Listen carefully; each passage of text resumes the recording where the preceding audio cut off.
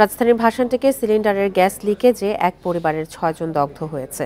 তাদের সবার অবস্থা আশঙ্কাজনক। তাদেরকে শেখ হাসিনা বার্ন ইনস্টিটিউটে ভর্তি করা হয়েছে।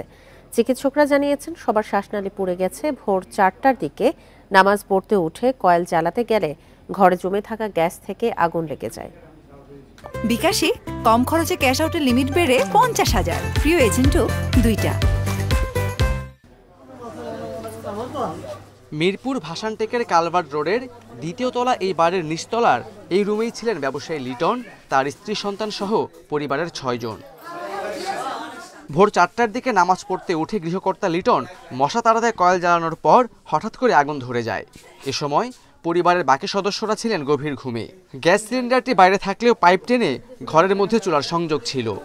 ওই সংযোগে লিকেজ থাকায় সারা রাত গ্যাস এই ঘরটিতে জমেছিল। ভোরে কয়েল জ্বালাতে গিয়ে এই ঘটনা ঘটে বলে দগ্ধ লিটন প্রতিবেশীদের জানিয়েছেন।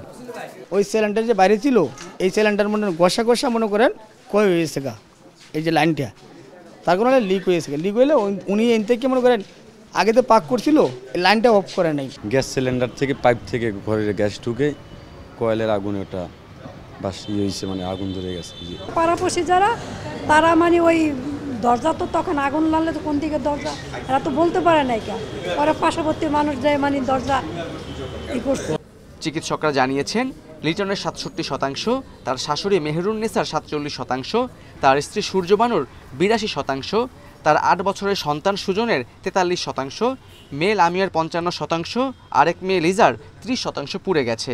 সবার শ্বাসনালী পুড়ে গেছে বলে জানিয়েছেন চিকিৎসকরা। যেহেতু একটা ক্লোজ রুমে হওয়া মানে কি, আগুন ধরলে সবসময় শ্বাস তো নিতেই হবে, শ্বাস প্রশ্বাস নিতে হয় না। ওই শ্বাস প্রশ্বাসের সাথে সাথে তাদের ইটাও চলে গেছে, শ্বাসনালীটা পুড়ে গেছে। গরম আবহাওয়াটা তাদের ইয়েতে যায়, শ্বাসনালীতে যায়, শ্বাসনালীটা পুড়ে গেছে। এই জন্য সবাই কিন্তু আশঙ্কাজনক, খুবই আশঙ্কাজনক সবাই। লিটন পেশায় একজন ফার্নিচার ব্যবসায়ী। ৫ মাস ধরে এই বাসাতে পরিবার নিয়ে ভাড়া থাকতেন তিনি। Khaled Raihan, independent news, Dhaka.